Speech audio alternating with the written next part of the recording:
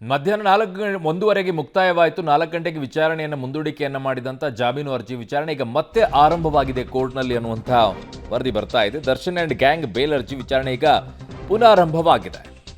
ದರ್ಶನ್ ಪರ ಸಿ.ವಿ. ನಾಗೇಶ್ ಅವರು ವಾದವನ್ನು ಮುಂದುವರೆಸಿದ್ದಾರೆ. ಬೆಳಗ್ಗೆಯಿಂದಲೂ ಕೂಡ ಅವರೇ ವಾದವನ್ನು ಮಾಡ್ತಾ ಇದ್ದಾರೆ. ಹೈಕೋರ್ಟ್ ನ್ಯಾಯಮೂರ್ತಿ ವಿಶ್ವಜಿತ್ ಶೆಟ್ಟಿ ಅವರ ಪೀಠದಲ್ಲಿ ನಡೀತಾ ಇರುವಂಥ ವಿಚಾರಣೆ. ದರ್ಶನ್ ಆ್ಯಂಡ್ ಗ್ಯಾಂಗ್ ಬೇಲ್ ಅರ್ಜಿ ವಿಚಾರಣೆ ಪುನರಾರಂಭವಾಗಿದೆ. ಒಟ್ಟು 6 ಆರೋಪಿಗಳು ಜಾಮೀನು ಅರ್ಜಿಗೆ ಸಲ್ಲಿಕೆಯನ್ನ ಮಾಡಿರೋದು.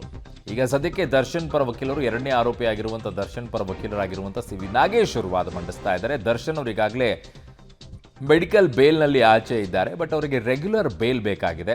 ಈ ಪ್ರಕರಣದಲ್ಲೇ ಜಾಮೀನು ಸಿಗಬೇಕಾಗಿದೆ ಅವರಿಗೆ. ಆ ನಿಟ್ಟಿನಲ್ಲಿ ಈಗ ವಾದವನ್ನು ಅವರ ಪರ ವಕೀಲರಾದಂಥ ಸಿ.ವಿ. ನಾಗೇಶ್ ಅವರು ಮಾಡ್ತಾ ಇದ್ದಾರೆ. ಈಗ ಅವರಿಗೆ ಮೆಡಿಕಲ್ ಜಾಮೀನು ಕೂಡ ಇನ್ನು 2 ವಾರ ಅಂತ ಕಾಣಿಸುತ್ತೆ ಅಷ್ಟೇ. 6 ವಾರ ಅವರಿಗೆ ಅವಕಾಶವನ್ನು ಮಾಡಿಕೊಟ್ಟಿದ್ದು. ಇನ್ನೂ ಕೂಡ ಸರ್ಜರಿ ಕೂಡ ಮಾಡಿಸ್ಕೊಂಡಿಲ್ಲ. ಆ ನಿಟ್ಟಿನಲ್ಲಿ ಏನು ಆಬ್ಜೆಕ್ಷನ್ ಬರುತ್ತೋ ಗೊತ್ತಿಲ್ಲ. ಸೊ ಈಗ ಸದ್ಯಕ್ಕೆ ರೆಗ್ಯುಲರ್ ಬೇಲ್ ಪ್ರಕರಣದಲ್ಲಿ ಜಾಮೀನನ್ನು ಪಡ್ಕೊಳ್ಳುವಂಥ ವಿಚಾರಕ್ಕೆ ಈಗ ಮುಂದಾಗಿದ್ದಾರೆ. ಅದರ ವಾದ ಪ್ರತಿವಾದಗಳನ್ನು ಮಾಡ್ತಾ ಇದ್ದಾರೆ. ಬೆಳಗ್ಗೆಯಿಂದಲೂ ಕೂಡ ಕೆಲವು ವಿಚಾರಗಳನ್ನು ಎತ್ತಿದ್ರು. ಜೊತೆಗೆ ಚಾರ್ಜ್ ಶೀಟ್ನಲ್ಲಿ ಉಲ್ಲೇಖವಾಗಿರುವಂಥ ಕೆಲವು ಅಂಶಗಳ ಬಗ್ಗೆ ಅನುಮಾನವನ್ನು ವ್ಯಕ್ತಪಡಿಸಿದರು. 8ನೇ ತಾರೀಕಿಗೆ ಕೊಲೆ ಆಗುತ್ತೆ, ಬಾಡಿ ಯಾವಾಗ ಸಿಗುತ್ತೆ ಅನ್ನೋದನ್ನು ಕರೆಕ್ಟಾಗಿ ಹೇಳಿಲ್ಲ ಇವರು. ಅನುಮಾನ ಬರುತ್ತೆ ಆ ವಿಚಾರದಲ್ಲಿ. ದರ್ಶನ್ ಅವರು 11ನೇ ತಾರೀಕಿಗೆ ಅವ್ರನ್ನ ವಿಚಾರಣೆಗೆ ಒಳಪಡಿಸ್ತಾರೆ. ಅದಾದ ನಂತರ ಅವತ್ತೇ ಅವರ ಹೇಳಿಕೆಗಳನ್ನೆಲ್ಲ ದಾಖಲಿಸ್ಕೊಳ್ತಾರೆ. ಅದಾದ ನಂತರ 16ನೇ ತಾರೀಕಿಗೆ ಸ್ಥಳ ಮಾಜರನ್ನ ಮಾಡ್ಕೊಳ್ತಾರೆ. ಯಾಕೆ ಅಂತ ಅವರೆಲ್ಲ ಪ್ರಶ್ನೆಯನ್ನು ಎತ್ತಿದ್ರು. ಸೊ ದರ್ಶನ್ ಪರ ಸಿ.ವಿ. ನಾಗೇಶ್ ಅವರು ವಾದವನ್ನು ಮಂಡಿಸ್ತಾ ಇದ್ದಾರೆ. ಹಲವು ವಿಚಾರಗಳನ್ನು ಕೂಡ ಎತ್ತಿದ್ರು. ಪಂಚನಾಮೆಯಲ್ಲಿ ಪೊಲೀಸರು ಸಾಕಷ್ಟು ಎಡವಟ್ಟು ಮಾಡಿದ್ದಾರೆ ಅನ್ನುವಂಥದ್ದು ಸಿ.ವಿ. ನಾಗೇಶ್ ಅವರ ವಾದವಾಗಿದ್ದು. ದರ್ಶನ್ ಪರ ಸಿ.ವಿ. ನಾಗೇಶ್ ಅವರು ಹಲವು ವಿಚಾರಗಳನ್ನು ಚಾರ್ಜ್ ಶೀಟ್ನಲ್ಲಿರುವಂಥ ಲೋಪದೋಷಗಳನ್ನು ಎತ್ತಿ ಹಿಡಿಯುವಂಥ ಕೆಲಸ ಮಾಡಿದರು. ಅವರ ಕಕ್ಷಿದಾರರು ಯಾರೇ ಇದ್ದರೂ ಕೂಡ ಅವರ ಪರವಾಗಿ ಅವರು ವಾದ ಮಂಡಿಸಬೇಕಾದ್ರೆ ಅದರ ಲೂಪ್ ಹೋಲ್ಗಳನ್ನು ಎತ್ತಿ ಹಿಡಿದು ಅವರಿಗೆ ಏನು ಬೇಕೋ ಅದನ್ನು ಕೆಲಸವನ್ನು ಮಾಡ್ತಾರೆ. ಸೊ ಪಂಚನಾಮೆಯಲ್ಲಿ ಪೊಲೀಸರು ಸಾಕಷ್ಟು ಎಡವಟ್ಟನ್ನು ಮಾಡಿದ್ದಾರೆ. ಹಲವು ರೀತಿಯಾಗಿ ಅನುಮಾನಗಳಿಗೆ ಎಡೆ ಮಾಡಿಕೊಡುತ್ತೆ ಇದು. ರಿಕವರಿ ಮಾಡುವಾಗಲೂ ಕೂಡ ಪತ್ರದಲ್ಲಿ ಬರೆದಿರುವುದು ಬೇರೆ ಅಂತ ಹೇಳಿದ್ದಾರೆ. ರಿಕವರಿ ಮಾಡುವಾಗಲೂ ಕೂಡ ಪತ್ರದಲ್ಲಿ ಬರೆದಿರೋದು ಬೇರೆ. ಪೊಲೀಸರು ರಿಕವರಿ ಮಾಡಿರೋದು ಬೇರೆ, ಪತ್ರದಲ್ಲಿ ಬರೆಯೋದು ಒಂದು, ರಿಕವರಿ ಮಾಡಿರೋದು ಬೇರೆ ಅಂತ ಅದು ಕೂಡ ಅನುಮಾನಗಳಿಗೆ ಎಡೆ ಮಾಡಿಕೊಡ್ತಾ ಇದೆ. ದರ್ಶನ್ ಚಪ್ಪಲಿಗಳನ್ನು ಮನೆಯಲ್ಲಿ ಬಿಟ್ಟಿರೋದಾಗಿ ಹೇಳಿಕೆಯನ್ನು ಕೊಟ್ಟಿದ್ದಾರೆ. ಆದರೆ ಶೂ ಅನ್ನು ಎತ್ಕೊಂಡು ಬರ್ತಾರೆ ಅಂತ ಹೇಳ್ತಾರೆ. ದರ್ಶನ್ ಚಪ್ಪಲಿಗಳನ್ನು ಮನೆಯಲ್ಲಿ ಬಿಟ್ಟಿರೋದಾಗಿ ಹೇಳಿಕೆಯನ್ನು ನೀಡಿದ್ದಾರೆ. ದರ್ಶನ್ ಅವರು ತಮ್ಮ ಹೇಳಿಕೆಯಲ್ಲಿ ಚಪ್ಪಲಿಗಳನ್ನು ಮನೆಯಲ್ಲಿ ಬಿಟ್ಟಿರೋದಾಗಿ ಹೇಳಿಕೆ ಕೊಟ್ಟಿದ್ದಾರೆ. ಆದರೆ ಅವತ್ತು ನಾನು ಚಪ್ಪಲಿ ಹಾಕಿಕೊಂಡಿದ್ದಾಗಿ ದರ್ಶನ್ ಹೇಳಿದ್ದಾರೆ. ಬಟ್ ಇಲ್ಲಿ ಶೂ ಅನ್ನು ಎತ್ತಾಕೊಂಡು ಬರ್ತಾರೆ. ಅವತ್ತು ದರ್ಶನ್ ಅವರೇ ತಮ್ಮ ಹೇಳಿಕೆಯಲ್ಲಿ ಚಪ್ಪಲಿಯನ್ನು ಹಾಕಿಕೊಂಡೋದಾಗಿ ಹೇಳ್ತಾರೆ, ಬಟ್ ಶೂ ಅನ್ನು ಎತ್ಕೊಂಡು ಬರ್ತಾರೆ. ದರ್ಶನ್ ಪರ ಸಿ.ವಿ. ನಾಗೇಶ್ ಅವರು ವಾದವನ್ನು ಮಂಡಿಸ್ತಾ ಹೇಳ್ತಾ ಇದ್ದಾರೆ. ಜೊತೆಗೆ ಅಲ್ಲಿ ಸಿಕ್ಕಿರುವಂಥ ಮರದ ಕೊಂಬೆ ಏನಿದೆ, ಹಗ್ಗ ಏನಿದೆ, ಇವೆಲ್ಲವೂ ಕೂಡ ಅದರ ಮೇಲೆ ರಕ್ತದ ಕಲೆ ಇದೆ ಅಂತ ಹೇಳ್ತಾರೆ. ನ್ಯಾಯಮೂರ್ತಿಗಳು ಕೂಡ ಕೇಳ್ತಾರೆ ಅದನ್ನು, ರಕ್ತದ ಕಲೆ ಅದರಲ್ಲಿ ಇದೆಯಾ ಅಂತ ಹೇಳಿ. ಅದಕ್ಕೆ ಪೊಲೀಸರು ಹೌದು ಅದರ ರಕ್ತದ ಕಲೆ ಇದೆ ಅಂತ ಹೇಳಿದ್ದಾರೆ ಅನ್ನೋದನ್ನು ಸಿ.ವಿ. ನಾಗೇಶ್ ಅವರು ಹೇಳ್ತಾರೆ. FSLನಲ್ಲೂ ಕೂಡ ಅದು ಕಾಣಿಸ್ಕೊಂಡಿದೆ ಅಂತ ಹೇಳಿ. ಬಟ್ ಇಲ್ಲಿ ಬಾಸುಂಡೆ ಬರೋ ರೀತಿಯಲ್ಲಿ ಮರದ ಕೊಂಬೆ ಮತ್ತು ಹಗ್ಗದಿಂದ ಹೊಡೆಯೋದಾದರೆ ಅದರಲ್ಲಿ ಹೇಗೆ ರಕ್ತದ ಕಲೆಗಳು ಸಿಗುತ್ತೆ ಅನ್ನುವಂಥ ಪ್ರಶ್ನೆಯನ್ನು ಕೂಡ ಎತ್ತಿದ್ರು. ಚಪ್ಪಲಿಗಳ ವಿಚಾರ ಕೂಡ ಪ್ರಸ್ತಾಪ ಆಗುತ್ತೆ. ದರ್ಶನ್ ಅವರು ತಮ್ಮ ಹೇಳಿಕೆಯಲ್ಲಿ ಚಪ್ಪಲಿ ಹಾಕ್ಕೊಂಡು ಹೋಗಿದ್ದೆ ನಾನು ಅಂತ ಹೇಳ್ತಾರೆ. ಆದರೆ ಇಲ್ಲಿ ಶೂ ಅನ್ನು ಹೇಗೆ ತಂದರು? ರಿಕವರಿ ಮಾಡುವಂಥ ಸಂದರ್ಭದಲ್ಲಿ ಶೂ ತರ್ತಾರೆ. ಅಂದರೆ ಹೇಳಿದ್ದು ಒಂದು, ಇವರು ತರೋದು ಬೇರೆ ಅಂತ. ಚಪ್ಪಲಿ ಹಾಕಿಕೊಂಡಿದ್ದಾಗಿ ಪದೇ ಪದೇ ದರ್ಶನ್ ಹೇಳಿದ್ದಾರೆ. ಸಿ.ವಿ. ನಾಗೇಶ್ ಅವರು ವಾದ ಮಂಡಿಸ್ತಾ ವಿಚಾರವನ್ನು ಹೇಳ್ತಾ ಇದ್ದಾರೆ. ಸ್ವಇಚ್ಛಾ ಹೇಳಿಕೆಯಲ್ಲಿ ದರ್ಶನ್ ಅವರ ಹೇಳಿಕೆ ಇರೋದೇ ಅದು, ಚಪ್ಪಲಿ ಹಾಕ್ಕೊಂಡು ಹೋಗಿದ್ದೀನಿ ಅಂತ ಹೇಳಿ. ಆದರೆ ರಿಕವರಿ ಸಂದರ್ಭದಲ್ಲಿ ಅಲ್ಲಿ ಶೂ ಅನ್ನು ತೊಗೊಂಡು ಬಂದಿದ್ದಾರೆ. ಹೇಗೆ ಇದು? ಆ ಶೂಗೂ ಕೂಡ ರಕ್ತದ ಕಲೆ ಇದೆ ಅನ್ನುವಂಥದ್ದನ್ನು ಹೇಳಿದ್ದಾರೆ. ಸೊ ಹೇಗೆ ಸಾಧ್ಯ ಇದು? ಇದು ಅನುಮಾನಗಳಿಗೆ ಎಡೆ ಮಾಡಿಕೊಡ್ತಾ ಇದೆ ಅಂತ ದರ್ಶನ್ ಪರ ವಕೀಲರು ವಾದವನ್ನು ಮಂಡಿಸ್ತಾ ಹೇಳಿದ್ದಾರೆ. ಅವರು ಸ್ಪಾಟಲ್ಲೂ ಕೂಡ ಇರಲಿಲ್ಲ ಕಿಡ್ನ್ಯಾಪ್ ಆಗುವಂಥ ಸಂದರ್ಭದಲ್ಲಿ. ಅವರು ಬೆಂಗಳೂರಿನಲ್ಲಿದ್ದರು. ಆಮೇಲೆ ಜೊತೆಗೆ ಅವ್ರನ್ನ ರೇಣುಕಾಸ್ವಾಮಿನ ಕರ್ಕೊಂಡು ಬರಬೇಕಾದ್ರೆ ಯಾರು ಒತ್ತಾಯಪೂರ್ವಕವಾಗಿ ಯಾರು ಕರ್ಕೊಂಡು ಬಂದಿಲ್ಲ, ಅವರೇ ಬಂದಿದ್ದಾರೆ. ಸೊ ಇದರಲ್ಲಿ ಹೇಗಾಗುತ್ತೆ ಇದು ಅಂತ ಅವ್ರ ಪ್ರಶ್ನೆಯನ್ನು ಎತ್ತಿದ್ದಾರೆ. ಹಲವು ವಿಚಾರಗಳನ್ನು, ಹಲವು ಅನುಮಾನಗಳನ್ನು, ಚಾರ್ಜ್ ಶೀಟ್ನಲ್ಲಿ ಉಲ್ಲೇಖ ಮಾಡಿರುವಂಥ ವಿಚಾರಗಳನ್ನು, ಪೊಲೀಸರ ವಿಚಾರದಲ್ಲಿ ಅನುಮಾನಗಳನ್ನು ವ್ಯಕ್ತಪಡಿಸ್ತಾ ಸಿ.ವಿ. ನಾಗೇಶ್ ಅವರು ವಾದವನ್ನು ಮಂಡಿಸಿದ್ದಾರೆ. ಪೊಲೀಸರು ಮನೆಗೆ ಹೋಗಿ ಪಂಚನಾಮೆಯನ್ನು ಮಾಡಿದ್ದಾರೆ ರಿಕವರಿ ವಿಚಾರದಲ್ಲಿ. ಈ ವೇಳೆ ಬಟ್ಟೆ ಮತ್ತು ಶೂ ಅನ್ನು ವಶಕ್ಕೆ ಪಡೆದಿದ್ದಾಗಿ ಉಲ್ಲೇಖವನ್ನು ಮಾಡ್ತಾರೆ. ದರ್ಶನ್ ಅವರು ಸ್ವಇಚ್ಛಾ ಹೇಳಿಕೆಯಲ್ಲಿ ಹೇಳಿರೋದೇನು ಚಪ್ಪಲಿ ಅಂತ ಹೇಳಿ. ಆದರೆ ಇಲ್ಲಿ ಬಟ್ಟೆ ಮತ್ತು ಶೂ ಅನ್ನು ವಶಕ್ಕೆ ಪಡೆದಿರೋದಾಗಿ ಉಲ್ಲೇಖವನ್ನು ಮಾಡ್ತಾರೆ. ಈ ವೇಳೆ ಬಟ್ಟೆ ಮತ್ತು ಶೂ ಅನ್ನು ವಶಕ್ಕೆ ಪಡೆದಿರೋದಾಗಿ ಉಲ್ಲೇಖಿಸಿದ್ದಾರೆ. ಸೊ ಹಾಗಾಗಿ ಅವ್ರು ಹೇಳಿರೋದು ಚಪ್ಪಲಿ ಹಾಕ್ಕೊಂಡು ಹೋಗಿ ಏನಾದರೂ ಹೇಳ್ಬೋದು. ತನಿಖೆಯ ದೃಷ್ಟಿಯಿಂದ ದಾರಿ ತಪ್ಪಿಸುವಂಥ ವಿಚಾರದಲ್ಲಿ ಹೇಳ್ಬೋದು, ಅದರಲ್ಲಿ ಯಾವ ಅನುಮಾನವಿಲ್ಲ. ಚಪ್ಪಲಿಗೆ ಈಗ ರಕ್ತದ ಕಲೆ ಸಿಗಲಾರ್ದೆ ಶೂ ಅಲ್ಲಿ ರಕ್ತದ ಕಲೆ ಸಿಕ್ಕಾಗ ಹಾಗೆ ಶೂ ಬಿಟ್ಬಿಟ್ಟು ಚಪ್ಪಲಿನೇ ತೊಗೊಂಡು ಬರೋಕ್ಕಾಗತ್ತಾ? ಕಮಾನ್, ಇನ್ವೆಸ್ಟಿಗೇಷನ್ ವಿಚಾರದಲ್ಲಿ ಕೆಲವು ಬರುತ್ತೆ, ಬಟ್ ಅವ್ರ ಕಕ್ಷಿದಾರರ ಪರವಾಗಿ ಅವ್ರ ವಾದವನ್ನು ಮಂಡಿಸ್ತಾ ಇರ್ಬೇಕಾದ್ರೆ ಇವರೆಲ್ಲ ಲೂಪ್ ಹೋಲ್ಸ್ಗಳನ್ನು ಎತ್ತಿ ಹಿಡಿತಾರೆ. ಹಾಗಾಗಿನೇ ತುಂಬ ಸೂಕ್ಷ್ಮವಾಗಿ ಚಾರ್ಜ್ ಶೀಟ್ಗಳನ್ನು ಹಾಕಬೇಕಾದ್ರೆ ಪೊಲೀಸರಿಗೆ ಬಹಳ ದೊಡ್ಡ ಜಾಗೃತರಾಗಿರಬೇಕಾಗತ್ತೆ. ಮೈಯೆಲ್ಲ ಕಣ್ಣು ಮಾಡ್ಕೊಂಡಿರಬೇಕು. ಇಲ್ಲಾಂದರೆ ವಕೀಲರಿಗೆ ಆ ಲೂಪ್ ಹೋಲ್ಸ್ಗಳು ಸಿಕ್ಬಿಟ್ರೆ ಅಷ್ಟೇ ಕತೆ. ಪೊಲೀಸರು ಒಗೆದಿರುವ ಬಟ್ಟೆಯನ್ನೇ FSLಗೆ ಕಳುಹಿಸಿದ್ದಾರೆ, ಅಂದರೆ ವಾಶ್ ಮಾಡಿ ಹಾಕಿದ್ದಾರೆ. ಬಟ್ಟೆಯನ್ನೇ FSLಗೆ ಕಳುಹಿಸಿದ್ದಾರೆ.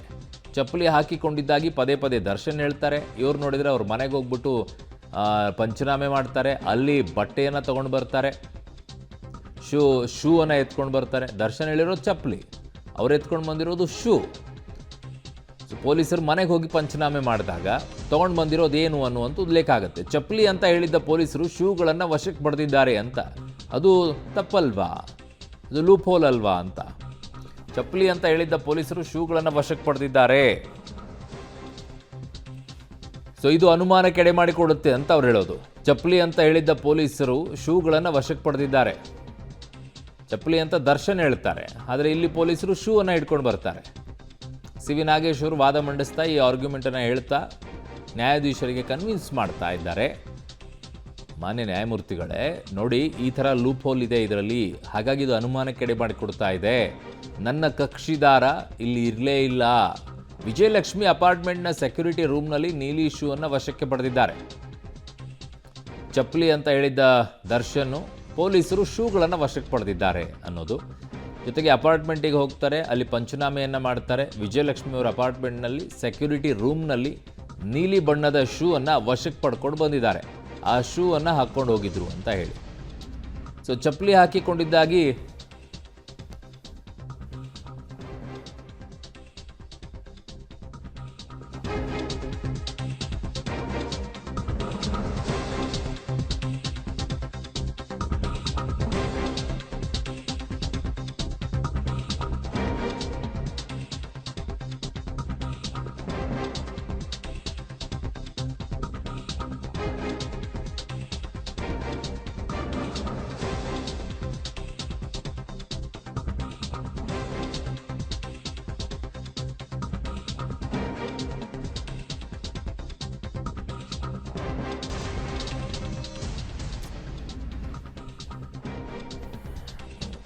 ದರ್ಶನ್ ಅವರು ತಮ್ಮ ಹೇಳಿಕೆಯಲ್ಲಿ ಹೇಳುವಂಥದ್ದು ಚಪ್ಪಲಿ ಅಂತ ಹೇಳಿ, ಪೊಲೀಸರು ವಶಕ್ಕೆ ಪಡ್ಕೊಂಡು ಬರುವಂಥದ್ದು ಶೂ ಅಂತ ಹೇಳಿ, ಅದಕ್ಕೆ ಅಬ್ಜೆಕ್ಷನನ್ನು ಎತ್ತಿದ್ದಾರೆ. ಹಲವು ವಿಚಾರಗಳನ್ನು ಇವತ್ತು ವಾದ ಮಾಡಿದ್ದಾರೆ. ತುಂಬ ಆರ್ಗ್ಯುಮೆಂಟ್ ಇವತ್ತು ಬೇರೆ ರೀತಿಯಲ್ಲಿದೆ. ದರ್ಶನ್ ಅವರನ್ನ ಅರೆಸ್ಟ್ ಮಾಡುವಂಥದ್ದು ಯಾವಾಗ? 11ನೇ ತಾರೀಕಿಗೆ. ಅದೇ ರೀತಿಯಲ್ಲಿ ಅವರ ಹೇಳಿಕೆಯನ್ನು ಪಡ್ಕೊಳ್ಳೋದು ಕೂಡ 11ನೇ ತಾರೀಕಿಗೆ. 14ನೇ ತಾರೀಕಿಗೆ ಶೂ ಮತ್ತು ಬಟ್ಟೆಯನ್ನು ವಶಕ್ಕೆ ಪಡ್ಕೊಳ್ತಾರೆ. ಆದರೆ ಆದ ನಂತರ 16ನೇ ತಾರೀಕಿಗೆ ಹೋಗ್ಬಿಟ್ಟು ಸಾಕ್ಷಿದಾರನ ಇಡ್ತಾರೆ. ಸ್ಥಳದಲ್ಲಿ ಕೆಲವು ವಿಚಾರಗಳನ್ನು ತಗೊಳ್ತಾರೆ. 8ನೇ ತಾರೀಕಿಗೆ ಮರ್ಡರ್ ಆಗುತ್ತೆ, 9ನೇ ತಾರೀಕಿಗೆ ಬಾಡಿ ಸಿಗುತ್ತೆ. ಅದಾದ ನಂತರ 11ನೇ ತಾರೀಕಿಗೆ ಅರೆಸ್ಟ್ ಮಾಡ್ಕೊಳ್ತಾರೆ. 14ನೇ ತಾರೀಕಿಗೆ ಇವರ ಬಟ್ಟೆಗಳನ್ನೆಲ್ಲ ತಗೊಳ್ತಾರೆ. 16ನೇ ತಾರೀಕಿಗೆ ಹೋಗ್ಬಿಟ್ಟು ಸ್ಥಳ ಮಹಜರು ಮಾಡ್ತಾರೆ. ಯಾಕೆ ಅಲ್ಲಿ ತಡ ಮಾಡಿದರು? ಆ ರೆಂಬೆಗೆ ಸಿಕ್ಕಿರುವಂಥದ್ದು ಮರದ ಕೊಂಬೆ ಇಲ್ಲ, ಅದು ಜೊತೆಗೆ ಹಗ್ಗ ಏನಿದೆ ಅದು, ಇವುಗಳನ್ನೆಲ್ಲ ಯಾಕೆ ತಡವಾಗಿ ಅಲ್ಲಿ ಪಡ್ಕೊಳ್ತಾರೆ? ಇಲ್ಲಿ ಪೊಲೀಸರು ಸಾಕ್ಷ್ಯಗಳನ್ನು ನಾಶನೂ ಮಾಡಿದ್ದಾರೆ, ಅದೇ ರೀತಿಯಾಗಿ ಸಾಕ್ಷ್ಯಗಳನ್ನು ಸೃಷ್ಟಿನೂ ಮಾಡಿದ್ದಾರೆ ಅನ್ನುವಂಥದ್ದನ್ನು ಇವತ್ತು ವಾದ ಮಂಡಿಸ್ಬೇಕಾದ್ರೆ ಹೇಳ್ತಾರೆ. ತುಂಬ ಆರ್ಗ್ಯುಮೆಂಟ್ ಮಾಡಿರುವಂಥದ್ದು ವಿಚಾರಗಳು ಬಹಳ ಇದೆ. ಲೂಪ್ ಹೋಲ್ಸ್ಗಳನ್ನು ಎತ್ತಿಡುವಂಥ ಕೆಲಸವನ್ನು ಸಿ.ವಿ. ನಾಗೇಶ್ ಅವರು ಮಾಡಿದರು. ಯಾವ ಚಾರ್ಜ್ ಶೀಟ್ನಲ್ಲಿ ಉಲ್ಲೇಖವಾಗಿರುವಂಥ ಲೂಪ್ ಹೋಲ್ಸ್ಗಳಿದೆ ಅವುಗಳನ್ನೆಲ್ಲ ಎತ್ತಿ ಹಿಡಿಯುವಂಥ ಕೆಲಸವನ್ನು ಸಿ.ವಿ. ನಾಗೇಶ್ ಅವರು ಮಾಡಿದರು. CCTV ವಿಚಾರಗಳನ್ನು ಪ್ರಸ್ತಾಪ ಮಾಡ್ತಾರೆ ಅವರು. CCTV ಅಂತ ಜೊತೆಗೆ ಇನ್ಸ್ಪೆಕ್ಟರ್ ವಿಚಾರದಲ್ಲೂ ಮಾತನಾಡ್ತಾರೆ. ವಿನಯ್ ಅವರ ವಿಚಾರದಲ್ಲಿ ವಿನಯ್ ಅವರಿಗೆ ಈ ಮಾಹಿತಿ 9ನೇ ತಾರೀಕಿಗೆ ತಿಳಿದಿರುತ್ತೆ. ಬಟ್ 9ನೇ ತಾರೀಕಿಗೆ ಅವರು ಕೇರಳದಲ್ಲಿರ್ತಾರೆ, ಅಲ್ಲಿಂದ ಬರ್ತಾರೆ. ಬಂದ ನಂತರ CCTV ಫುಟೇಜನ್ನು ಪ್ರದೋಷ್ಗೆ ಕೊಡ್ತಾರೆ. ಇವೆಲ್ಲವನ್ನ ಕೂಡ ಉಲ್ಲೇಖ ಮಾಡಿ ಇವತ್ತು ವಾದ ಮಾಡ್ತಾರೆ. ಹೀಗಿದ್ದಾಗಲೂ ಕೂಡ CCTV ಫುಟೇಜನ್ನು ರಿಕವರಿನೇ ಮಾಡಲ್ಲ. ಯಾಕೆ, ಎಲ್ಲಿ ಹೋಯ್ತದು ಫುಟೇಜು ಅನ್ನುವಂಥದ್ದನ್ನು ಸಿ.ವಿ. ನಾಗೇಶ್ ಅವರು ಕೇಳೋದು. ಹಾಗಾಗಿ ಅವ್ರು ಹೇಳೋದು, ಅದಕ್ಕೆ ವಾದ ಮಾಡ್ತಾ ಇದು ಸಾಕ್ಷ್ಯವನ್ನು ನಾಶ ಮಾಡುವಂಥ ಕೆಲಸ ಮಾಡಿದ್ದಾರೆ. ಜೊತೆಗೆ ಸಾಕ್ಷ್ಯವನ್ನು ಸೃಷ್ಟಿ ಮಾಡುವಂಥ ಕೆಲಸವನ್ನು ಮಾಡಿದ್ದಾರೆ. ಸೊ ಹಾಗಾಗಿ ಇದು ಹಲವು ಅನುಮಾನಗಳಿಗೆ ಎಡೆ ಮಾಡಿಕೊಡ್ತಾ ಇದೆ. ಸೊ ಸಿ ವಿ ನಾಗೇಶ್ ಅವರು ವಾದ ಮಾಡ್ತಾ ಹೇಳ್ತಾ ಇದ್ದಾರೆ, ಶೂ ಏನಿತ್ತು ಅದು ಲೂಫರ್ಸ್ ಶೂ ಅಂತೇಳಿ, ಕಂಪ್ನಿ ಅದೊಂದು ಬ್ರ್ಯಾಂಡು, ಅದನ್ನು ಪೊಲೀಸರು ರಿಕವರಿ ಮಾಡಿಕೊಂಡಿದ್ದಾರೆ. ದರ್ಶನ್ ಅವರು ಹೇಳೋದು ಚಪ್ಪಲಿ ಅಂತ ಹೇಳಿ, ಆದರೆ ಇವ್ರು ಹೋಗ್ಬಿಟ್ಟು ಲೂಫರ್ಸ್ ಶೂ ಅನ್ನು, ಅದು ನೀಲಿ ಬಣ್ಣದ ಶೂ ಅನ್ನು ಸೆಕ್ಯೂರಿಟಿ ರೂಮಲ್ಲಿದ್ದಂಥದ್ದನ್ನು ಎತ್ಕೊಂಡು ಬರ್ತಾರೆ ವಿಜಯಲಕ್ಷ್ಮಿ ಮನೆಗೆ ಹೋದಂಥ ಸಂದರ್ಭದಲ್ಲಿ. ಅದರಲ್ಲಿ ಲೂಫರ್ಸ್ ಶೂ ಅನ್ನು ತೋರಿಸಲಾಗಿದೆ.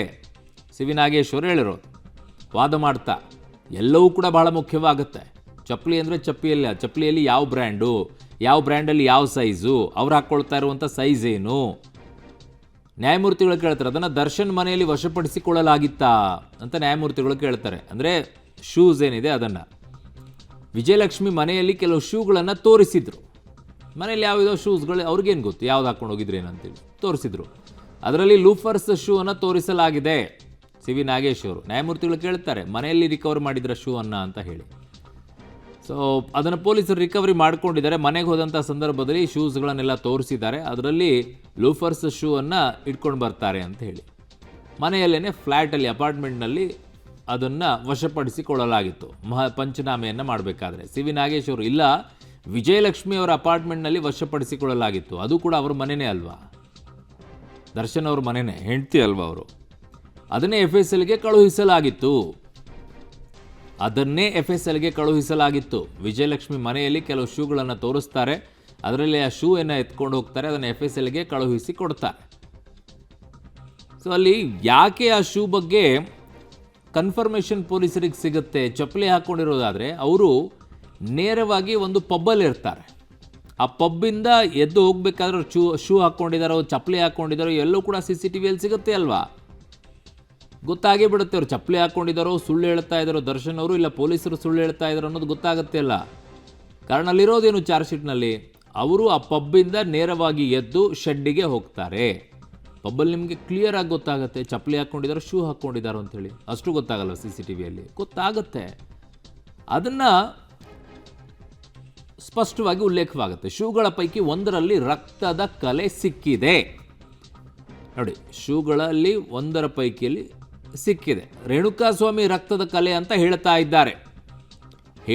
ಇದ್ದಾರೆ. ಸೊ ಶೂ ವಶಕ್ಕೆ ಪಡೆಯುವಾಗ ರಕ್ತದ ಕಲೆ ಇರಲಿಲ್ಲ, ಶೂ ವಶಕ್ಕೆ ಪಡಿಬೇಕಾದ್ರೆ ರಕ್ತದ ಕಲೆ ಇರಲಿಲ್ಲ ಅಂತ ಇವರು ಹೇಳ್ತಾ ಇದ್ದಾರೆ.